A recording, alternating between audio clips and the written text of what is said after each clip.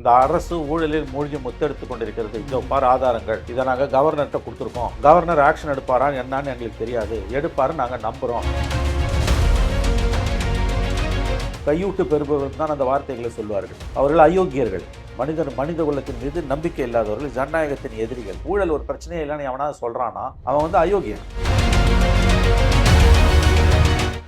எதற்காக இந்த நாடகம் அன்பில் மகேஷ் அவர்களே? இதுக்கு முன்னால எவ்வளவு பேர் ஆண்டாங்க தமிழ்நாட்டை, இதுக்கப்புறமா ஆள போறாங்க. யாரும் நிரந்தரம் இல்லை, யாரும் சாஸ்வதம் இல்லை. அம்பலப்படுறதை பற்றிலாம் கவலை அவங்களுக்கு நல்லாவே தெரியும். அவங்களாம் அரசியல்வாதிகளுங்க, பழந்துன்னு கொட்டப்பட்ட அரசியல்வாதிகள். அதுவும் வந்து இந்தியாவிலே வந்து சூப்பர் பாலிட்டிஷியன்ஸ்னால் அது திமுக காரர்கள் தான். அரசு ஊழியர்கள், இடைநிலை ஆசிரியர்கள் 1 மாசமா போராடிட்டு இருக்காங்க. 4 பேர் சடலங்களை தூக்கிட்டு போற மாதிரி கையை காலை பொச்சு தூக்கிட்டு போறாங்க. எவ்வளவு பாவம் இது.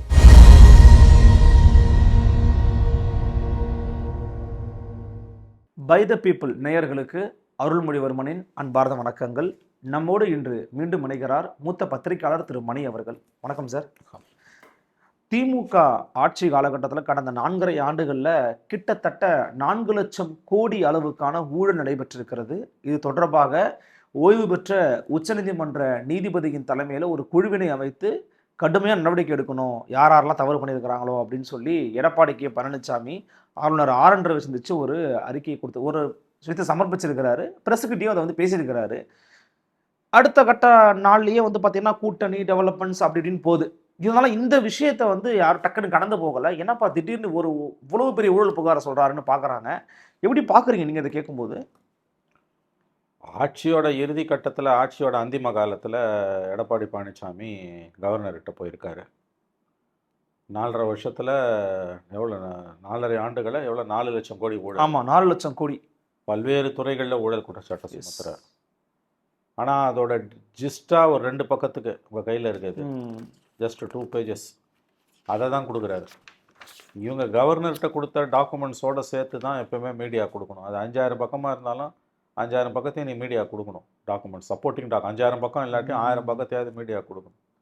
அவர் ஒரு 1000 பக்கத்துக்கு ஒரு அவங்க கவர்னர்கிட்ட கொடுத்துருந்தாரு. நம்மள்கிட்ட இருக்கிறது சில டீடைல்ஸ் கொண்டு நம்ம எடுத்து வச்சு. என்ன டீட்டெயில் இருக்குது? அது வந்து இவ்வளோன்றாரு அவர். இவ்வளோ அமௌண்ட், இவ்வளோ அது சில துறைகளை மட்டும் படிங்க. அதான் ஒரு துறையை எடுத்து வச்சு அந்த துறையில் எவ்வளோன்னு சொல்லியிருக்கிறார். ஃபார் எக்ஸாம்பிள் வந்து பார்த்தீங்கன்னா ஹைவேஸ் அண்ட் மைனர் போர்ட்ஸ் 60,000 கோடி, municipal administration and drinking water supply 64,000 கோடி. 60,000 கோடி. மினிமம் எவ்வளோ? மினிமம்ல எந்த துறையில்? மினிமம் வந்து பார்த்தீங்கன்னா மில்க் டெவலப்மெண்ட் டிபார்ட்மெண்ட் தான் 250 கோடி. இப்போ இந்த மாதிரியான ஊழல் குற்றச்சாட்டுகளை சுமத்துறதுன்றது காலகாலமாக எதிர்கட்சிகள் செய்யக்கூடியதான். திமுக வந்து அதிமுக மேலே சொல்லும், அவங்க இவங்க மேலே சொல்லுவாங்க. ஆனால் இப்போ அது வந்து ரொம்ப ஷார்ப்பாக இருக்கணும். 19 இப்போ இவர் வந்து அதிகபட்சம் பிடபிள்யூடி மைனர் போர்ட்ஸில் 60,000 கோடி, அடுத்தது எது ஒன்று 64,000 கோடி. ஆமாம், அது என்ன துறை? அது 64ங்கிறது வந்து municipal and drinking water supply, Nehru துறையில். ஆமாம் சார். எலக்ட்ரிசிட்டி டிபார்ட்மெண்ட் வந்து நம்ம முத்துசாமி ஐயா, சாரி, எலக்ட்ரிசிட்டி டிபார்ட்மெண்ட் 55,000 கோடி. அதாங்க 60,000 50,000 வந்து கடைசியில் வந்து 250 கோடியில் வந்து நிற்குது. இது வந்து எவ்வளோ, இதுக்கான சப்போர்ட்டிங் டாக்குமெண்ட்ஸ் அவங்க என்ன கொடுத்தாங்கன்னு நமக்கு தெரியாது. ஆளுநர்கிட்ட மேபி கொடுத்துருக்கலாம் இல்லை, கொடுத்துருக்காங்க. ஆளுநர்கிட்ட கொடுத்துருக்காங்க. இதை மட்டும் தூக்கி போனால் குப்பையில் போட்டுருவாங்க. நீங்கள் இந்த 2 பக்கத்தை கொடுத்து ப்ரெஸ்லீஸ் மத்தி கொடுத்து இது இப்போ நீங்கள் என்ன டாக்குமெண்ட்ஸ், என்ன ஆதாரத்தை அவர் கொடுத்தாருன்றதை மீடியா கிட்ட அவர் எக்ஸ்பிளைன் பண்ணிடணும். இன்னொன்று, இந்த மாதிரி ஊழல் குற்றச்சாட்டு சுமத்தும் போது ஃபோக்கஸ்டாக ஒரு 3 டிபார்ட்மெண்ட்டை எடுத்து கிறிஸ்டல் கிளியர் எவிடன்ஸ், வெறும் அதில் 50,000 60,000 தேவையில்லை. 19 50,000 60,000 சொல்கிறதுக்கு வாய் புளிச்சது மாங்காய் புளிச்சதுன்னு சாலிடாக ராக் சாலிட் எவிடன்ஸோட வாட்டர் டைட் கேஸ்னுவாங்க. வெறும் ஒரு 250 கோடி ஏதாவது ஒரு துறையில், இப்போ பால்வளத்துறைன்றார், அந்த மாதிரி ஏதாவது ஒரு துறையில் ராக் சாலிட் எவிடன்ஸோட கொடுத்துருந்தா கூட மக்கள்கிட்ட போவோம். எப்பயுமே இந்த மாதிரி மீடியா கிட்ட கொடுக்கும்போது கவர்னர்கிட்ட நீ கொடுத்த பெட்டிஷனோட ஜிஸ்ட்டை மட்டும் கொடுத்தா பத்தாது. கவர்னர்கிட்ட 1000 பக்கத்துக்கு டாக்குமெண்ட் கொடுக்குறீங்களா, 1000 பக்கத்துக்கு டாக்குமெண்ட் மீடியா கொடுக்கணும். அட்லீஸ்ட் மெயின் ஸ்ட்ரீம் மீடியாவுக்காவது கொடுக்கணும். நீங்கள் இப்போ அச்சு ஊடகங்களுக்காவது கொடுக்கணும். அப்போ தான் அவன் எடுத்து பேச முடியும், எழுத முடியும். தொலைக்காட்சிகள் கொடுக்கணும், கிரெடிபிள் சேனல்ஸ், யூடியூப் சேனல்ஸுக்கு கொடுக்கணும். இது எதுவுமே இல்லாமல் இப்போ உங்கள் கையில் இருக்கிறது அதை காமிங்க. இப்போ உங்கள் கையில் இருக்கிறது 2 பக்கம். இது வந்து DMK looted Tamil Nadu 4 lakh crore 56 months EPS leaders meet governor. Gist of the. ஆமாம், சரி, இதை மட்டும் வச்சு எப்படி என்ன போட முடியும்? இது என்ன அதிமுக வந்து ஏன் இந்த அளவுக்கு வந்து ஒரு விவரம் இல்லாமல் இருக்குன்னு எனக்கு புரியல. இது வந்து ஒரு சாலிடான ஒரு இஷ்யூ. இதில் சொல்லப்பட்டதில் இந்த ஊழல் குற்றச்சாட்டில் 10% உண்மை இருந்தால் கூட அது பெரிய சார்ஜ். இப்போ 4 லட்சம் கோடி 10%னா எவ்வளோ? 40,000 கோடி. 40,000 கோடிக்கு ஆதாரம் இருக்குனால மிகப்பெரிய நியூஸ். அதில் 10% 4,000 கோடினால பெரிய நியூஸ். அந்த 4,000 கோடியை சப்ஸ்டான்ஷியேட் பண்ணுறதுக்கு ஒரு 5 துறைகள் 6 துறைகளில் எவிடன்ஸ் அது போதும். நீங்கள் தூக்கின்னு போய் எத்தனை இப்போ கிட்டத்தட்ட வந்து ஒரு 15-20 டிபார்ட்மெண்ட் மேலே கொடுத்துருக்கீங்க. நீங்கள் ஒரு ஃபிகரை சொல்கிறீங்க. Municipal administration drinking water 64,000, rural development panchayat Raj 60,000, highways and minor போ 60,000. என்னது இது? மீடியா கிட்ட இப்படி கொடுக்கக்கூடாது. ஒரு இப்போ மைனர் இல்ல இது எக்ஸாக்ட்டா அவங்க மீடியா கிட்ட கொடுத்தது கிடையாது. இது யார்கிட்ட கொடுத்தது? இது யார் கொடுத்தது? இது வந்து பாத்தீங்கன்னா மீடியாஸ் எங்களுடைய குரூப்ஸ்ல சர்க்குலேட் ஆயிருக்கிறது. அவங்க இந்த மாதிரிலாம் இவ்வளவு கொடுத்துருக்காங்க. அவங்க எதை கொடுத்தாங்க? ஜஸ்ட் கொடுத்துருக்காங்க. அவங்க எதை கொடுத்தாங்க? மீடியா கிட்ட எடப்பாடி எதை கொடுத்தாரு? உங்களை கேட்குறேன் சார்.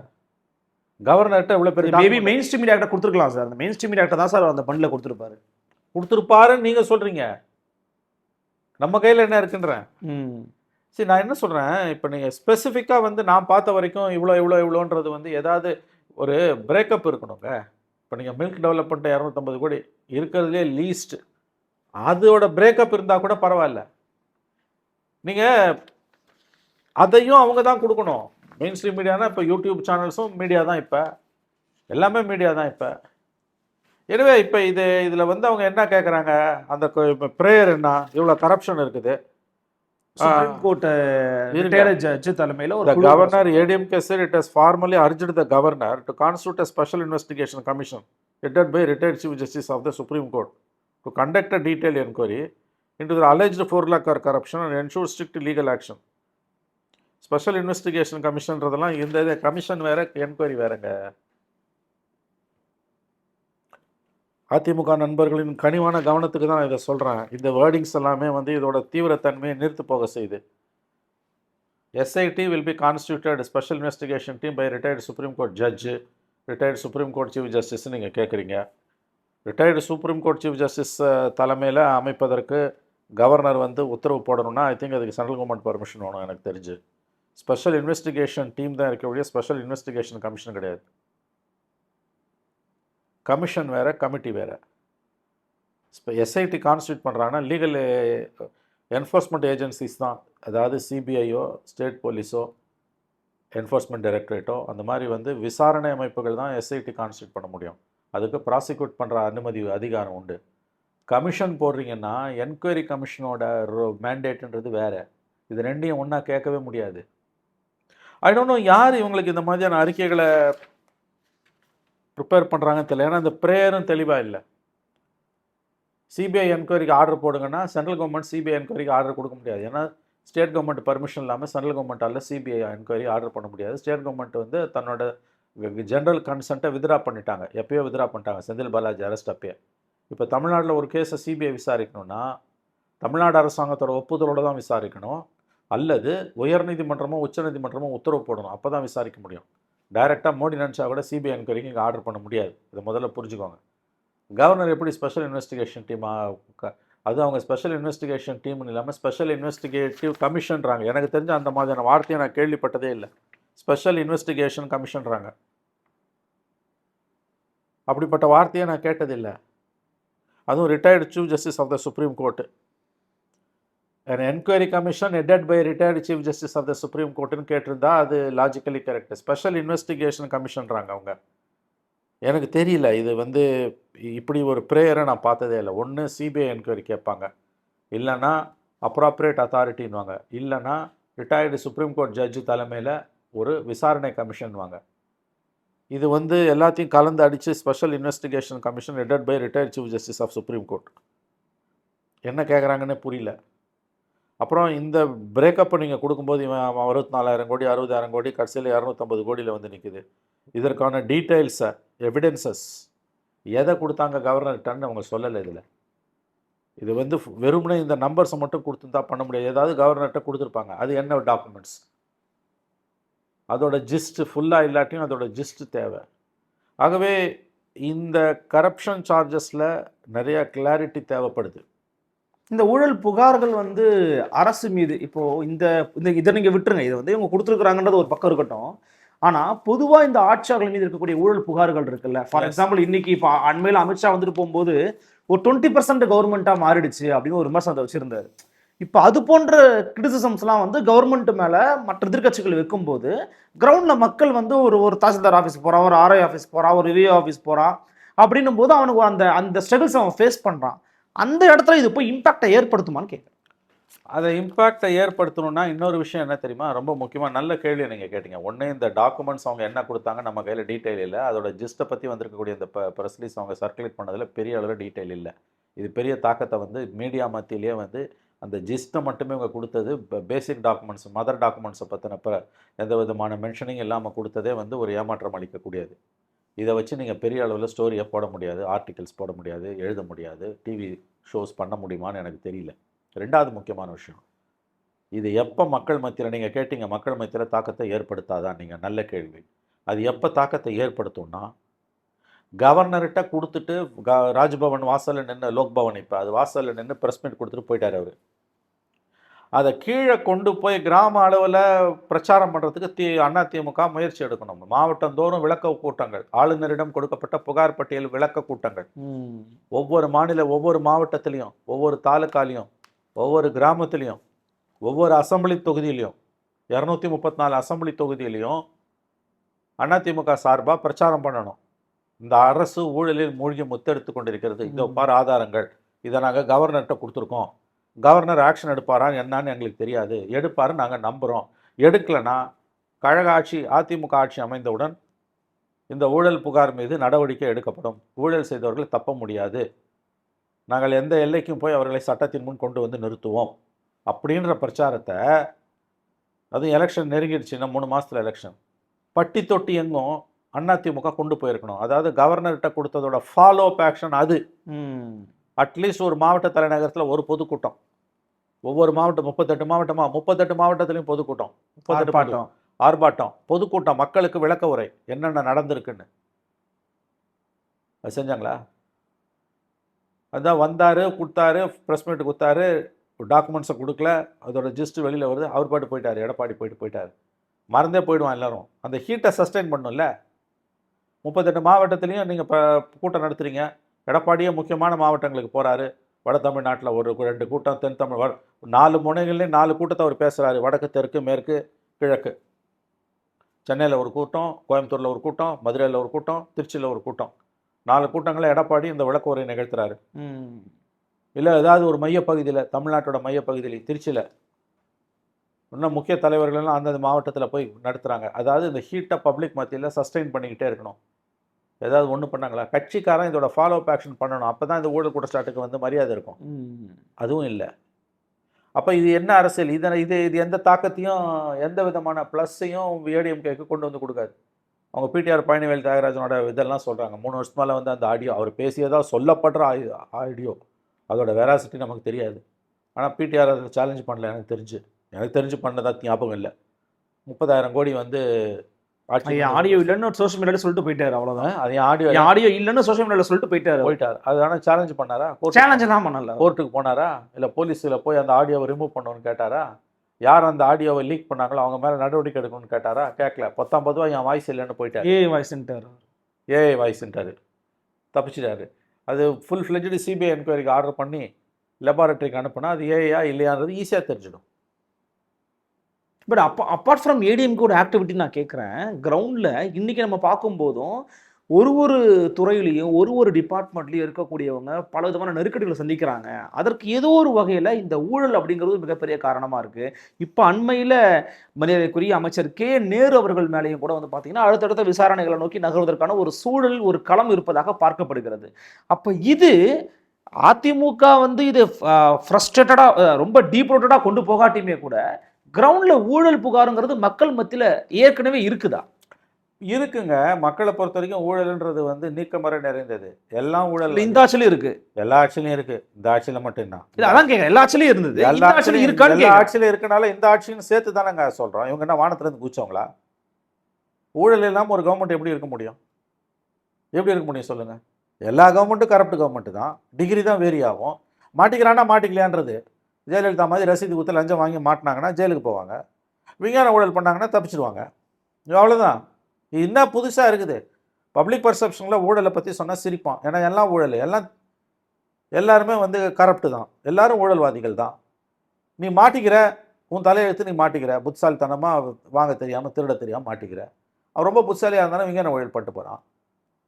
பட் அதனால் ஊழலை கடந்து போக முடியாது. நீ ஊழலை ஒரு இஷ்யூவாக பேசுகிறேன்னா இன்னொன்று ஃபோக்கஸ்டாக ஸ்பெசிஃபிக்காக இந்த டிபார்ட்மெண்ட்டில் இந்த ஊழல்னு பேசணும். ஜெயலலிதா ஆட்சிக்கான எல்லா ஊழலையும் திமுக எப்படி ஃபோக்கஸ்டாக ஸ்பெசிஃபிக்காக பேசி ஜெயலலிதாவுக்கு 96 போட்ட வழக்கில் 18 வருஷம் பொறுத்து 2014 தண்டனை வாங்கி கொடுக்குறாங்க. 18 வருஷம் பொறுத்து சிஸ்டத்துலேயே வழி இருக்குது. கன்சிஸ்டண்ட்டாக ஸ்ட்ரகிள் பண்ணினா ஊழல்வாதிகள் சிறைக்கு போவதற்கான எல்லா வழிவகைகளும் இருக்குது. சட்டம் தெளிவாக தான் இருக்குது. சலிக்காமல் ட்ரையலில் ரன் பண்ணணும், கேஸை ப்ரொசீட் பண்ணணும். திமுகவால் இதை பண்ண முடிஞ்சுது. ஆனால் திமுக எதிராக குற்றச்சாட்டை சுமத்துறவங்க கிட்ட ஆதாரங்கள் இல்லை. ஆதாரம் இருந்தாலும் அதை கன்சிஸ்டண்ட்டாக ஃபைட் பண்ண முடியல அவங்களால. ஊழல் இருக்குது, ஊழல் வந்து ஒரு பெரிய பிரச்சனையே இல்லை, அது கடந்து போகணுன்றது அயோக்கியத்தனமான வாதம். ஊழலும் மதவாதமும் இந்தியாவின் 2 மிகப்பெரிய ஆபத்துக்கள். மதவாதம் தான் நம்பர் 1 ஆபத்து, மாற்று கருத்துக்கு இடமில்லை. ஆனால் ஊழலே ஆபத்தே இல்லை என்று பேசுவது அயோக்கியத்தனத்தின் உச்சம். ஊழல் செய்பவர்களும் ஊழல் செய்பவர்களிடம் கையூட்டு பெறுபவர்களும் தான் அந்த வார்த்தைகளை சொல்வார்கள்.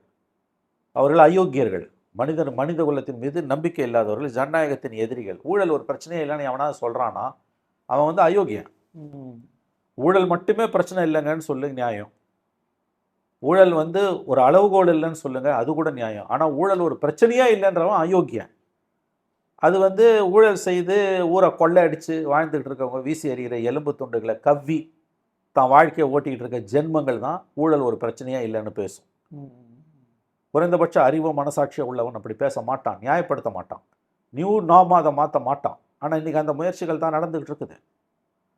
ஆகவே இப்போ இந்த ஊழல் புகாரை பொறுத்தவரையில் அதிமுக ஆளுநரிடம் கொடுத்திருக்கக்கூடிய இந்த ஊழல் புகாரை பொறுத்தவரையில் விவரங்கள் தெளிவாக இல்லை. 2வது, அந்த சார்ஜஸ் ஷார்ப்பாக இல்லை. 3வது, இது எல்லாத்தையும் விட முக்கியமாக அதோட ஃபாலோ அப் எதுவுமே இல்லை. ஜெயலலிதா மீதான ஒவ்வொரு ஊழல் குற்றச்சாட்டையும் ஆளுநரிடமும் அதன் பிறகு நீதிமன்றங்களுக்கும் கொண்டு போய் ஜெயலலிதாவுக்கு எதிராக மிகப்பெரிய யுத்தத்தை நடத்தி 18 ஆண்டுகள் பொறுத்து அவருக்கு தண்டனை வாங்கி கொடுத்து கடைசியில் அந்த அம்மா செத்தே போனாங்க. அதற்கு காரணம் சொத்து குவிப்பு வழக்கு, அது திமுக நடத்திய விதம். இன்னைக்கு அந்த மாதிரி ஒரு கேஸ் ஸ்பெசிஃபிக்காக என்ன இருக்குது உனக்குன்ற ஸ்பெசிஃபிக்காக ஒரு கேஸ் இந்த ஊழல் குற்றச்சாட்டில் ஏதாவது இருக்கா? 60,000 கோடி இதில் இப்போ நேரு துறையில் ஊழல்ன்ற, வேர் இஸ் அ ப்ரூஃப்? ஒரு ப்ரூஃபு. 60,000 கோடி தப்பிச்சுட்டு 59,000 கோடி தப்பிச்சு வாங்கிட்டு ஒருத்தன் எஸ்கேப் ஆயிடலாம். 1000 கோடியில் 100ல் 10ல் ஒரு பங்கு 100 கோடி, 100 கோடியில் 10ல் ஒரு பங்கு 10 கோடி, 10 கோடியில் 10ல் ஒரு பங்கு 1 கோடி, 90 லட்சம். அதில் 10% ரிபேட் வச்சா 90 லட்சம் கையங்கலமாக மாட்டினா அவன் காலி. அப்படி தான் ஜெயலலிதாவோட அரசியல் வாழ்க்கை திமுக முடிச்சுது. ஒரு அரசியல் கட்சிக்கு தெளிவு இருக்கணும்னா அதெல்லாம் செய்யணும். இன்றைக்கி 60,000 கோடி ஊழல் எங்கே பிரேக்கப்பு? நேரு துறையில், போக்குவரத்து துறையில் 50,000 கோடி ஊழல். Where is the proof? எதில் 50,000 கோடி? எப்படி? டயர் வாங்குறது இல்லையா? சேசிஸ் கட்டுறது இல்லையா? அது மற்ற ஸ்டேட் ரேட்டோட குறைவாக இருக்குது. இந்த மாதிரி எதாவது டீட்டெயிலோடு நீ கொடுத்துருக்கியா? கொடுத்துருக்கேன்னா அந்த டீட்டெயில்ஸை 4 லைன் சொல்லுன்றேன்.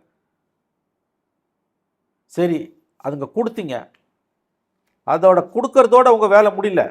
கொடுக்கறது ஒரு சம்பிரதாயம், கொடுக்கறது ஒரு சடங்கு, அது வேணும். சம்பிரதாயம் சடங்கும் வாழ்க்கையில் வேணும். ஆனால் சம்பிரதாயம் சடங்கு மட்டுமே வாழ்க்கை இல்லை, அது அரசியலில் அது வாழ்க்கையே இல்லை. அதுக்கு அடுத்த ஃபாலோ அப் என்ன? கட்சிக்கு கட்டமைப்பு இருக்குது. தமிழ்நாடு பூரா கட்சி கட்டமைப்பு 2 கட்சி, திமுக அதிமுக மட்டும்தான் இருக்குது. குக்கிராமம் வரைக்கும் கிளைகள் இருக்குது. நான் என்ன சொல்கிறேன், ஒரு 38 மாவட்டம் நிர்வாக மாவட்டங்கள் இருக்குது தமிழ்நாட்டுக்கு. ஒரு மாவட்டத்துக்கு ஒரு பொதுக்கூட்டம் போடு.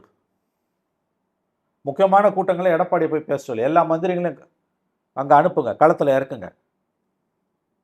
ஃபாலோப்பே இல்லாமல் ஊழல் குற்றச்சாட்டை சுமத்திட்டோம், கவர்னர் ஆக்ஷன் எடுக்கணும்னா சிரிக்க மாட்டானே அவனாது. அவங்க இப்படி உங்களை டீல் பண்ணலை, அதிமுகவை திமுக இப்படி டீல் பண்ணலை. வித் எவிடன்ஸ் உங்களை பின் பண்ணாங்க. உங்கள் தலைவரோட அரசியல் வாழ்க்கையே முடிஞ்சு போச்சு. அதை பார்த்து அது கற்றுக்கோங்க. திமுக கிட்ட இருந்து கற்றுக்கோங்க. நான் சொல்கிறது அதிமுக தோழர்களுக்கு நண்பர்களுக்கு கசப்பாக இருக்கலாம், இது உண்மை. ஒரு நல்ல சப்ஜெக்டை அவங்க கையில் எடுத்திருக்காங்க. தமிழ்நாட்டில் கரப்ஷன் ப்ரூட்டலாக இருக்குது. எடப்பாடியோட பிடிஆரோட வேர்ட்ஸே சாட்சி. 30,000 கோடி அப்படின்னு அவர் சொன்னது உண்மை. கேட்டால் என் வாய்ஸ் இல்லை ஏஐன்னு சொல்லிட்டு நகர்ந்துட்டாரே வழி, அதில் ஏஐன்னா நடவடிக்கை எடுக்க வேண்டியதானே? ஏன் ஒரு கேஸ் கூட அவர் போடல ட்விட்டர் மேலே? நீங்கள் என்ன பண்ணணும் அப்போ? வித் எவிடன்ஸோட மக்கள்கிட்ட வரணும். கரப்ஷன் ப்ரூட்டலாக இருக்குது தமிழ்நாட்டில், சந்தேகமே இல்லை. ஆனால் நீ அதிகாரப்பூர்வமாக அந்த குற்றச்சாட்டை கவர்னர்கிட்ட கொண்டு போகும்போது எவிடன்ஸ் இருக்கணும். நீ குட்டியான்னு தெரியாது. அதை விட முக்கியமானது, இது ஒரு பொலிட்டிக்கல் இஷ்யூ. உங்கள் கட்சி கேடர்ஸை ஃபைன் டியூன் பண்ணி இந்த டாக்குமெண்ட்ஸை, இந்த ஊழல் குற்றச்சாட்டுகளை பற்றின தரவுகளை, அதில் இருக்கக்கூடிய முக்கியமான அம்சங்களை தமிழ்நாடு பூரா மக்கள்கிட்ட கொண்டு போக வேண்டிய கடமை அதிமுகவோட முதல் கடமையா இல்லையா? நீங்க சொல்லுங்க. எஸ், அது எதிர்க்கட்சியா கண்டிப்பா அவங்க செய்ய வேண்டிய கடமை தான். அதை செய்யாம இந்த பெட்டிஷனை குத்துட்டு நகர்ந்து போயிட்டீங்கன்னா என்ன அர்த்தம்? மக்கள் கிட்ட அதை ஞாபகப்படுத்திக்கிட்டே இருக்கணும்ல. Yes, of course. அதான் நான் வந்து புரிஞ்சுக்கிறேன். ஒரு அப்போசிஷன் பார்ட்டி இல்லையான்ற. இது என்ன அரசியல்? கவர்னர்கிட்ட போறது, ஒரு கவர்னர் யார் வேணா போய் பார்க்கலாங்க. எதிர்கட்சி தலைவர் நினைச்சா அது ஒரு 10 நிமிஷத்துல 1 மணி நேரத்தில் கூட பார்க்கலாம். சார்ஜஸ் நீங்க கொடுக்குறீங்க. கடந்த காலங்களில் நான் ஏன் சொல்றேன்னா, கடந்த காலங்களில் எதிர்கட்சிகள் ஆளுங்கட்சி மீது ஊழல் குற்றச்சாட்டு இந்த மாதிரி கவர்னர்கிட்ட கொடுக்கும்போது வெளியில் வந்து ப்ரெஸ் மீட் பண்ணி சாலியன்ட் ஃபீச்சர்ஸை பாமரனுக்கு புரிகிற மாதிரி சொல்லுவாங்க. வெறும் நம்பர்ஸை மட்டும் சொல்லிட்டு போக மாட்டாங்க. ரெண்டாவது, அந்த டாக்குமெண்ட்ஸை, சப்போர்ட்டிங் டாக்குமெண்ட்ஸை கவர்னர்கிட்ட கொடுத்ததை ப்ரெஸ்ஸுக்கு கொடுப்பாங்க, அட்லீஸ்ட் மெயின் ஸ்ட்ரீம் மீடியா. மூணாவது, அதோட ஃபாலோ அப்பாக தமிழ்நாடு பூரா எல்லா மட்டங்கள்லையும் அந்த புகார் பட்டியலை பற்றிய விளக்கோரை கூட்டங்கள் நடக்கும். இது எதுவுமே இல்லை. அப்புறம் அந்த ப்ரேயர் வந்து ரொம்ப கன்ஃபியூசிங் ப்ரேயர். நான் அப்படி ஒரு ப்ரேயரை என் லைஃப்பில் பார்த்ததில்ல. எத்தனையோ புகார் பெட்டிஷன்ஸ் கவர்னர்கிட்ட கொடுக்கறத நான் பார்த்துருக்கேன், கவர் பண்ணியிருக்கேன்.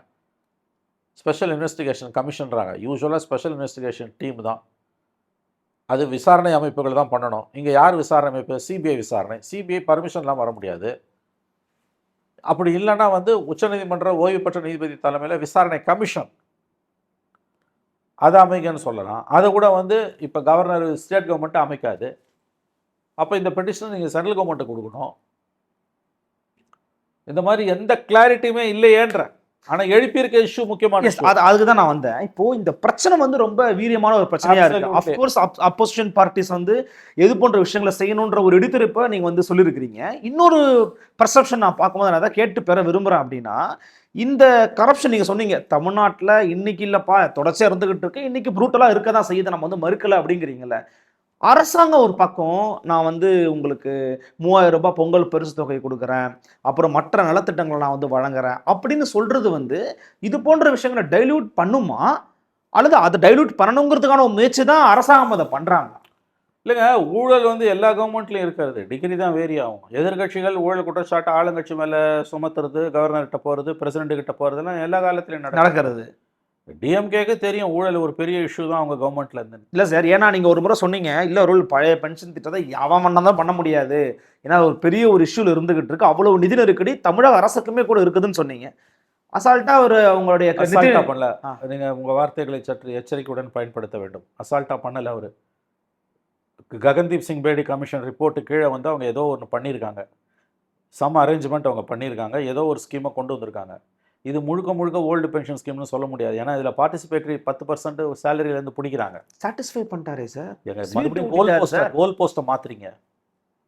இது பழைய பென்ஷன் ஸ்கீம்னா, பழைய பென்ஷன் ஸ்கீம்ன்றது உங்கள் சேலரியிலேருந்து பிடிக்கக்கூடாது. 30 வருஷம் ஒருத்தன் ஒர்க் பண்ணுறான், 35 வருஷம் ஒருத்தன் ஒர்க் பண்ணுறான், 21 வயசில் வேலைக்கு சேர்ந்து நான் இப்போ 60 வயசில் ரிட்டையர் ஆகிறான், 39 வருஷம் அவன் ஒர்க் பண்ணுறான்னா 39 வருஷமும் மாதம் மாதம் அவன் வாங்குற சம்பளத்தில் பென்ஷனுக்குன்னு எதுவும் பிடிக்க மாட்டான். ஆமாம். இங்கே ஒரு சம்பளத்தில் 10% நம்ம பிடிக்கிறாங்க. ஆமாம். அப்பயே வந்து அந்த கான்செப்ட் மாறுது. ரெண்டாவது, ஸ்டேட் வந்து 13,000 கோடி என்னமோ ஆண்டுதோறும் கொடுக்க போகிறாங்க. அந்த டிஏ வந்து அதை மேட்ச் பண்ணுற மாதிரி கொடுக்க போகிறாங்க. இதில் அவங்க ஸ்வீட்டு ஊட்டி விட்டதெல்லாம் அதெல்லாம் வழக்கமாக நடக்கிற நாடகம். அவங்களுடைய அரசு ஊழியர்களே ஒரு தரப்பினர் இதில் நிறைய கேள்விகளை கேட்டுக்கிட்டு இருக்காங்க. பல பிரச்சனைகள் இதில் இருக்கு. போராட்டம் சில பேர் தொடரணும்னு சொல்கிறாங்க. அது சொல்கிறாங்க. போராட்டத்தை கூட விடுங்க. இது வந்து பழைய பென்ஷன் ஸ்கீமாக அவங்க கோரிக்கை மொத்தமாக நிறைவேறிச்சான்னு கேட்டிங்கன்னா அது $1 மில்லியன் கொஸ்டின். நான் ஒன்று கேட்குறேன் உங்களை, இது வரைக்கும் வழக்கமாக எதனா ஒரு புதிய திட்டத்தை அறிவிச்சாங்கன்னா தட்டிக்கிறதுக்கு ஒரு ப்ரெஸ் மீட் வைப்பாங்க. சீஃப் செக்ரட்டரியோ, ஃபைனான்ஸ் செக்ரட்டரியோ, ஃபைனான்ஸ் மினிஸ்டரோ. இது வரைக்கும் இந்த ஸ்கீமுக்கு ஒரு ப்ரெஸ் மீட் வச்சு தங்கம் தென்னரசோ உதயச்சந்திரனோ ஏன் வந்து ரிப்போர்ட்டர்ஸோட கேள்விகளுக்கு பதில் சொல்லலை? ஏன் மக்கள்கிட்ட ஏன் வந்து இதை பற்றின கிளாரிட்டியை கொடுக்க இந்த அரசு தயங்குது? பொலிட்டிக்கல் லீடர்ஷிப்பும் தயங்குது, பியூரோக்ராட்டும் எதுக்கு தயங்குறாங்க? ஒய் வாட் யூ நான் அதான் உங்களை கேட்குறேன். ஓகே எந்த இதுமோ நிகழ்ச்சிகளில் உதயச்சந்திரன் கலந்துக்கிறாருல்ல, தங்க தென்னரசு கலந்துக்கிறாருல்ல, உங்களுக்கு நேரம் இல்லை? சரி, மீடியா ஏன் போய் உதயச்சந்திரனை பார்த்து ஏன்னா is the most powerful officer. Finance secretary, முதல்ல சிஎம் செக்ரட்டரி ஒன்றா இருந்தார், இப்போ ஃபைனான்ஸ் செக்ரட்டரியாக இருக்கார். எல்லாருக்கும் தெரிஞ்ச விஷயம், இந்த கவர்மெண்ட்டில் ரொம்ப பவர்ஃபுல்லான ஒரு அதிகாரினா அவர் தான். அவர் தான். யார்? உதயச்சந்திரன் தான் அதிகாரி. எல்லாருக்கும் தெரிஞ்ச விஷயம். இது ஒன்றும் உள்ளங்கை பொண்ணுக்கு கண்ணாடி தேவையில்லை. இது ஒன்றும் சிதம்பரம் ரகசியம் கிடையாது. ஃபைனான்ஸ் மினிஸ்டரை விட ஃபைனான்ஸ் செக்ரட்டரி பவர்ஃபுல்லு. அப்படிப்பட்ட மாநிலம் இது. அந்த ஃபைனான்ஸ் செக்ரட்டரியை சந்தித்து ஏன் எந்த மீடியாவும் பேட்டி எடுக்கலாம்? இல்லை ஏன் கவர்மெண்ட்டு ஒரு கால்டு ப்ரெஸ் கான்ஃபரன்ஸ் வச்சு பல சந்தேகங்களுக்கு நாங்கள் விளக்கம் கொடுக்குறோன்னு சொல்லுவாங்கல்ல? ஏன்னா இதில் 2 வியூ இருக்குதுங்க. ஒன்று, இந்த கோரிக்கை நிறைவேற்றப்பட்டு விட்டது, பழைய ஓய்வூதிய திட்டம் அமலுக்கு வந்துச்சுன்னு சொல்கிறாங்க. 2வது, அரசு ஊழியர்களில் ஒரு தரப்பினர் இல்லை, இது பழைய ஓய்வூதிய திட்டமே கிடையாது, இது புதிய ஓய்வூதிய திட்டத்தை வேறு ரூபத்தில் கொண்டு வந்திருக்காங்க. அதாவது புதிய மந்தையில் பழைய கல், நியூ வைன் என்ன ஓல்டு பாட்டில் வாங்க, புதிய மந்தையில் பழைய கல் அப்படின்றது தான் வந்து ஒரு தரப்பினரோட கருத்து. நான் என்ன சொல்கிறேன், இதை கிளாரிஃபை பண்ணுறதுக்கு வழக்கமாக பொலிட்டிக்கல் இஷ்யூனா ஆர்எஸ் பாரதி உட்காந்து அறிவாலயத்தில் பேட்டி கொடுப்பாரு, செக்ரட்டரியேட்டில் தங்க தென்னரசு கொடுப்பாரு ஃபினான்ஷியல் இஷ்யூஸ். ஆமாம் ஆமாம். இல்லை ரகுபதி கொடுப்பாரு, திருப்பரங்குன்ற இஷ்யூலாம் அவர் தான் வந்து கொடுத்துட்டு இருக்காரு, கொடுத்துட்டு பிரச்சனையில் மாட்டுவார், அது வேறு விஷயம். இந்த இஷ்யூ வந்து ஒரு மிகப்பெரிய இஷ்யூ. ஏன் ஃபைனான்ஸ் மினிஸ்டர், எனக்கு தெரிஞ்சு உதயச்சந்திரன் கூட கிடையாது, அவர் கொடுக்கக்கூடாது, பியூரோக்ராட் அவர், minister. It's basically political issue தான் இது. தங்க தென்னரசு தான் பேட்டி கொடுத்துருக்கணும். ஒரு கால்டு ப்ரெஸ் கான்ஃபரன்ஸ் வச்சு நான் இதை கிளாரிஃபை பண்ணுறோம், இந்தந்த பாயிண்ட்டு, இவ்வளோ சார்ஜஸ் எங்கள் மேலே வைக்கிறீங்க, 10 பாயிண்ட்டு இந்தாங்க, ஒன்றுத்துக்கும் பதில் எடுத்துக்கோங்க, தெளிவு பண்ணிட்டு போக வேண்டியதானே? ஏன் வாயை திறக்கல? அப்போ ஏதோ ஒரு டவுட் இருக்குன்றீங்களா? நிறைய இஷ்யூஸ் இருக்குன்ற நான் அதில். ஓகே, நான் சொல்ல வருது, அதில் கிளாரிட்டி தேவைப்படுது, அதில் கிளாரிட்டி தேவைப்படுது. ஒரே எய்ம் கவர்மெண்ட்டுக்கு ஜனவரி 6ஆம் தேதி நடக்க இருந்த காலவரையற்ற வேலை நிறுத்தத்தை தடுக்கணும், அதை செஞ்சுட்டோன்றாங்க. அவங்களுக்கு அவங்களே மாலை போட்டுக்கிறாங்க, இனிப்பு ஊட்டுறது, அதெல்லாம் வந்து வழக்கமான நாடகங்க. அந்த போராடக்கூடிய ஆசிரியர்கள், போராடக்கூடிய அரசு ஊழியர்கள், 16 லட்சம் அரசு ஊழியர்களில் ஒரு பிரிவினர் அதிருப்தியில் இருக்காங்க. நிறையா வந்து கிளாரிட்டி தேவைப்படுது. விடை தெரியாத வினாக்கள் இந்த அனௌன்ஸ்மெண்ட்டில் இருக்குது. அதை பெருசாக வந்து அவங்க சங்கங்களே முன்னெடுத்துட்டு போக மாட்டேன்றாங்க, எதிர்க்கட்சிகள் அதை பெருசாக பேச மாட்டேன்றாங்க. ஏன்னா எடப்பாடியை பொறுத்த வரைக்கும் என்னால் இதெல்லாம் செயல்படுத்த முடியாதுன்னு ஓப்பனாக சொல்லிட்டார். நான் வந்துன்னா பழைய ஓய்வு திட்டம் சாத்தியம் இல்லைன்னு அந்த காலத்துலேயும் 21லேயும் சொன்னார், இப்பயும் சொன்னார். அதனால தான் அவங்க வந்து போராட்ட அறிவிப்பு வெளியிட்டப்போ கூட அவர் எந்த ரியாக்ஷனுமே காட்டல, அவங்க சப்போர்ட்டே எக்ஸ்டெண்ட் பண்ணலை ஏடிஎம்கே ஜாக்டோ ஜியோவுக்கு. திமுக தான் வந்து அதையும் செஞ்சுக்குது. ஒரே நேரத்தில் வந்து எதிர்கட்சியாகவும் இருப்பாங்க, ஆளுங்கட்சியாகவும் இருப்பாங்க. உலகமாக வினோதம் திமுக கிட்ட தான் இருக்குது. இப்போ இந்த விஷயத்தில் வந்து இப்போ நம்ம சொல்லக்கூடிய இவ்வளோ ப்ராப்ளம்ஸ் இருக்குது. இல்லை, நான் எதுக்காக அந்த கொஸ்டின் நான் வந்தேன்னா, இது போன்ற ஸ்கீம்ஸ் இருக்குல்ல, இது போன்ற திட்டங்களோ, இப்போ நேற்றுக்கு ஒரு திட்டம் அதை வந்து மரியாதைக்குரிய அமைச்சர் அன்பில் மகேஷ் அறிமுகப்படுத்தியிருக்கிறாரு. கனவை சொல்லுங்கள், உங்கள் கனவை சொல்லுங்க. இதெல்லாம் கனவு திட்டம், அதாவது விதவிதமாக மக்களை ஏமாத்துறதுங்க. இது வந்து நீங்கள் வந்து இது வந்து மோடி பாணி. இது அப்படியே வந்து புதுசாக வந்து காயினேஜ் வார்த்தை ஜாலங்களில் விளையாடு. அப்படி சொல்கிறீங்க? அப்படிதான். இது வேற என்ன, நீங்கள் கொடுத்த 2021 கொடுத்த தேர்தல் அறிக்கையில் எத்தனை நிறைவேற்றுனீங்க? ஒரு ஒயிட் பேப்பர் கொடுங்களேன். உங்கள் வாக்குறுதிகளில் எத்தனையை நிறைவேற்றுனீங்கன்னு ஒரு ஒயிட் பேப்பர் கொடுங்க.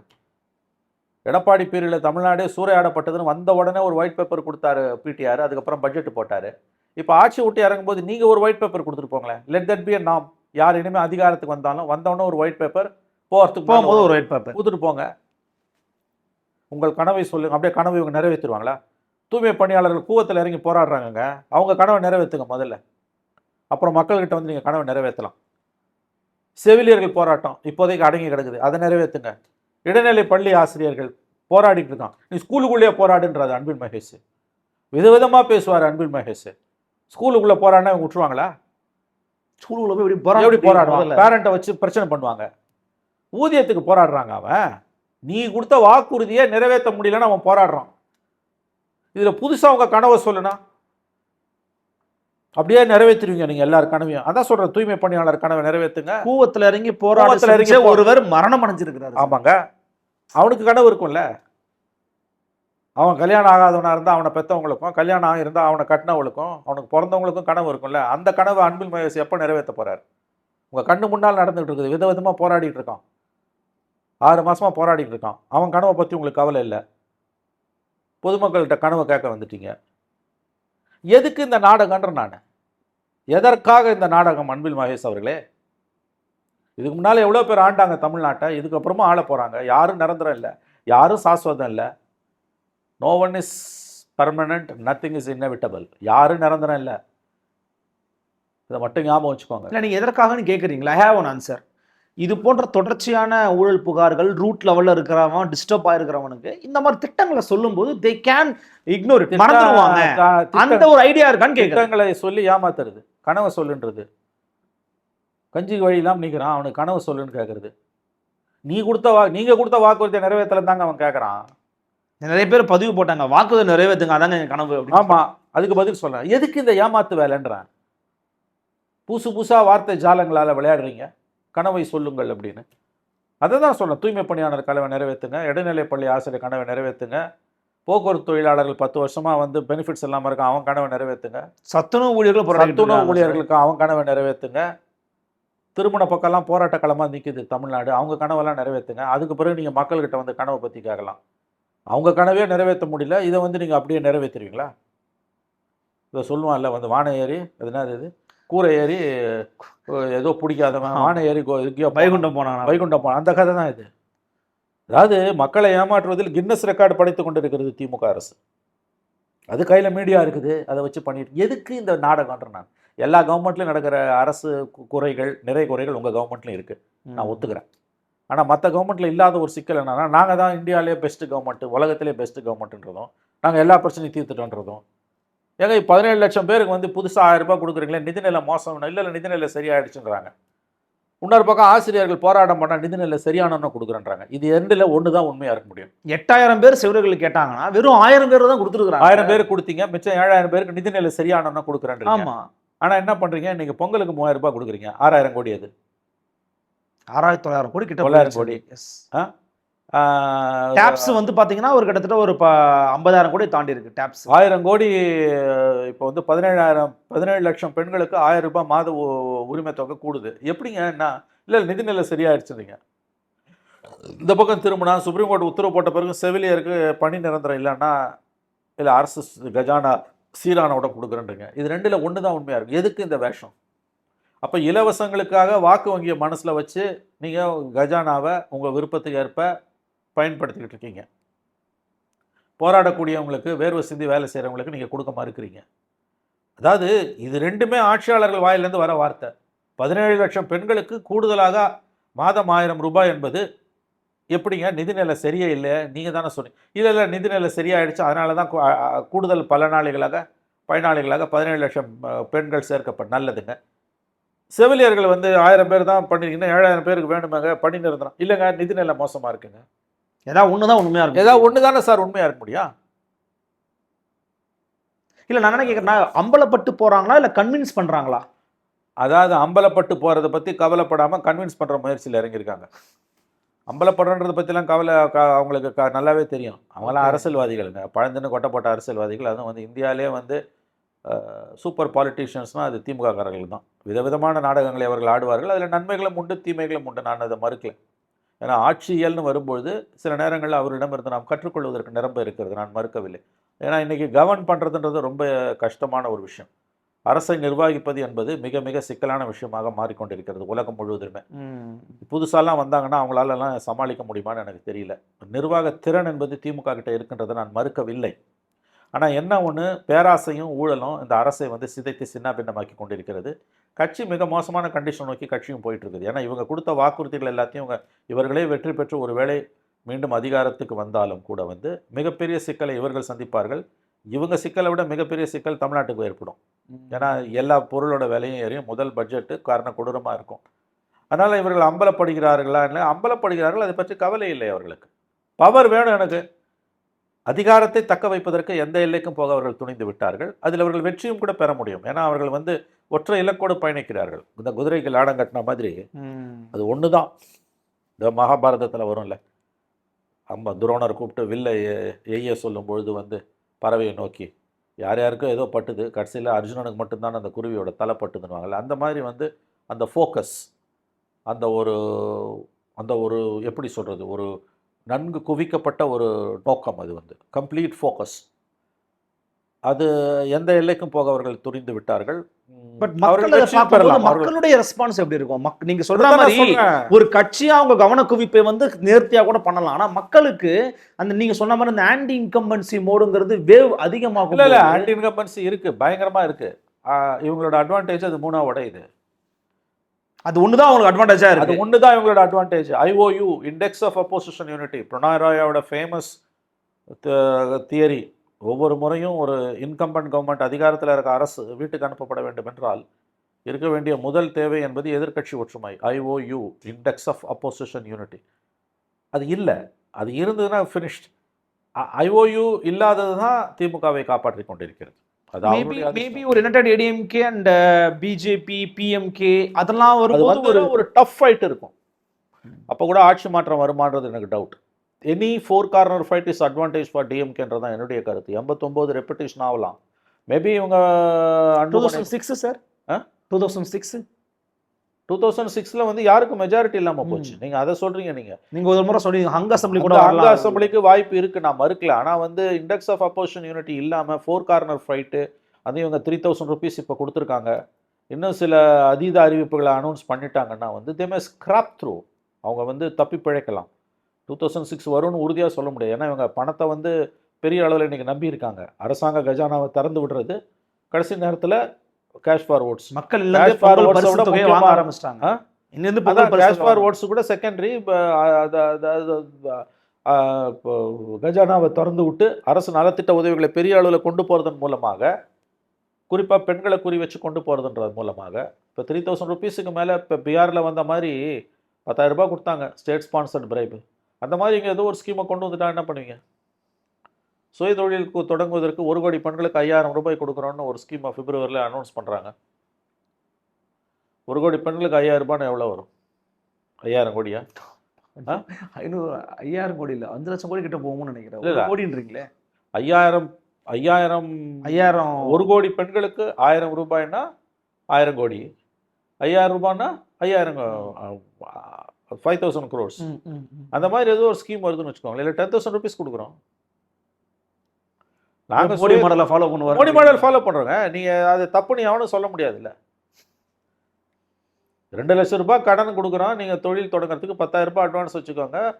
எலெக்ஷன் முடிஞ்ச உடனே நீங்கள் சிறு தொழில் ஏதாவது ஒரு இதுக்கு வந்து ப்ராஜெக்ட் ரிப்போர்ட் கொடுங்க, மிச்சம் இருக்க பணத்தை கொடுக்குறோம். அப்படி எதுவுமே உங்களுக்கு தொழில் பண்ண விருப்பம் இல்லைன்னா கவலைப்படாதீங்க, இந்த 10,000 ரூபாய் வச்சுக்கோங்கன்றோம். உலகத்திலே இப்படி ஒரு ஸ்கீமை எவனாவது கொடுத்துருப்பானா? கரெக்ட். இன்னொரு ஸ்டேட் ஸ்பான்சர்ட் ப்ரூட்டல் பிரைப். அது எடப்பாடி ஆட்சி காலத்தில் இருக்கும்போது 5000 ரூபாய் கொடுங்க, நான் 2500 ரூபாய் கொடுக்குறீங்கன்னு இல்ல இல்ல இல்ல எதுக்காக இதை கேட்க வரேன்னு நான் சொல்லிடுறேன். இங்க இப்ப இவங்க 3000 கொடுக்கும்போது இவங்க 3000 மைண்ட்ல இல்ல, இவங்களுக்கு 10,000 கிட்ட மைண்ட்ல இருந்துச்சு. கஜானால காசு இல்ல, கம்மியா கொடுத்துருக்காங்கன்றாங்க. சரிங்க, அடுத்த மாதம் எப்படியோ கடனை வாங்கி 10,000 ரூபாய். நான் சொல்கிறது 11th ஹவரில் இதை விட பெரிய அட்ராக்டிவ் ஸ்கீம் கொடுத்துட்டாங்கன்னா ஓகே. 1 கோடி பெண்களுக்கு 10,000 ரூபாய் நீ கொடுத்தல, நான் கொடுக்குறேன். 10,000 ரூபாய் சிறு தொழில் ரிப்போர்ட்லாம் வேணாம், நீயே நடத்து. நாங்கள் எங்கள் அதிகாரி வரும்போது அவங்களுக்கு கொடுத்துக்கிட்டா போதும். சிறு தொழில் தொடங்கிறதுக்கு ஒரு 10,000 ரூபாய். 10,000 1 கோடி பெண்களுக்கு அரிசி கார்டு வச்சுருக்கோம்ல, சரி பாதிக்கு 10,000 கோடி. எனக்கு என்ன முடிஞ்சது எலெக்ஷனு பார்க்கலாம் சார். எப்படி உதாரணம் இருக்குல்ல பீகார்? Yes definitely. 3000 ரூபாய் பெண்களுக்குன்றது வந்து பொங்கலுக்குன்றது வந்து பெரிய தொகைங்க. கடந்த காலங்களில் வந்து ஜெயலலிதா பீரியடில் பொங்கல், கரும்பு, முதல்ல 100 ரூபா கொடுத்தாங்க சார். 100 ரூபாய் கொடுத்தாங்க. நீங்கள் எங்கே வந்து நிற்குது? 3000 வந்து நிற்குது. கேட்டால் நாங்கள் பார்த்தீங்களா இந்த எங்கள் ஆட்சி காலம் முழுக்க சேர்த்தீங்கன்னா பாருங்கள் 5000 கொடுத்துருப்போம் அப்படிங்கிறாங்க. ஸோ கஜானா காலி ஆகிட்டு இருக்குங்க. நீங்கள் இதை வந்து நியாயப்படுத்துபவர்கள், இந்த 1000 ரூபாவை நியாயப்படுத்துபவர்கள்லாம் வந்து என்னை பொறுத்தவரையில் ஒன்று விவரம் அறியாதவர்கள், இல்லை என்றால் அவர்கள் வந்து அரசின் மக்கள் விரோதிகள். நீங்கள் வந்து சுகாதாரத்துக்கும் கல்விக்கும் செயல் கொடுக்க தவிர மற்ற கொடுக்கக்கூடிய எல்லாமே மக்கள் விரோத நடவடிக்கைகள் தான். இது ஒரு கட்டத்தில் வந்து வெடிச்சு சதுரும். தமிழ்நாடு மட்டும் பண்ணல, அதையும் நம்ம சொல்லிடுறோம். இதை இவங்களை மட்டும் சொல்கிறேன்னு நினைக்கிறேன். இல்லை அதை சொல்லிட்டீங்க. கர்நாடகா, மத்திய பிரதேஷ், மகாராஷ்டிரா எல்லாம் பண்ணியிருக்கான். பல மாநிலங்கள் வந்து திவாலை நோக்கி போயிட்டுருக்குது. அதில் சந்தேகமாக வேணாம். திரும்ப திரும்ப நம்ம தலையில் தான் வந்து விடியும். அதை பற்றி அவங்களுக்கு கவலை இல்லை. இப்போ உழைக்கிறவனுக்கு காசு இல்லை, நீங்கள் இலவசங்களை தூக்கி விட்றீங்க. செவிலியர்களுக்கு காசு இல்லை, இலவசங்களை தூக்கி விட்றீங்க. அரசு ஊழியர்கள், இடைநிலை ஆசிரியர்கள் 1 மாதமாக போராடிட்டு இருக்காங்க. 4 பேர் சடலங்களை தூக்கிட்டு போகிற மாதிரி கையை காலை பொச்சு தூக்கிட்டு போகிறாங்க. எவ்வளோ பாவம் இது! இந்த பக்கத்தில் வந்து கல்வியில் சிறந்த தமிழ்நாடுன்னு வேற நமக்கு நாமே பேசிக்கிறோம். இந்த முரண்பாடை எப்படிங்க வந்து இந்த சமூகம் வந்து சகிச்சுக்கிட்டு இருக்கு? கண்ணு முன்னால் ஸ்கூல் வாத்தியாரை தரன்னு எதையோ இழுத்துட்டு போகிற மாதிரி இழுத்துட்டு போகிறான். தினம் நடக்குதுங்க. பாவம் இல்லையாங்க அவன்? அப்புறம் தான் எழுத்தறிவித்தவன் இறைவன் ஒரு பக்கம், கல்வியில் சிறந்த தமிழ்நாடுன்னு சொல்லிக்கிற இன்னொரு பக்கம் இந்த வாத்தியாரை வந்து நடுத்தெருவில் தரன்னு இழுத்துன்னு போகிறீங்க. எப்படி எப்படி இந்த முரண்பாடு வந்து இந்த சமூகத்தால் சகித்து கொள்ளப்படுகிறது? அதான் IOU ப்ளஸ் பெரிய அளவில் அவங்க வந்து மகாத்மா காந்தியை நம்பி இருக்கிறார்கள். அவ்வளோதான். பார்க்கலாம் சார், பொறுத்திருந்து பார்க்கலாம் எப்படி நடவடிக்கை எடுக்கப்படுகிறதுன்னு. மிக்க நன்றி சார் கருத்துக்களுக்கு. நன்றி, சந்திக்கலாம். வணக்கம்.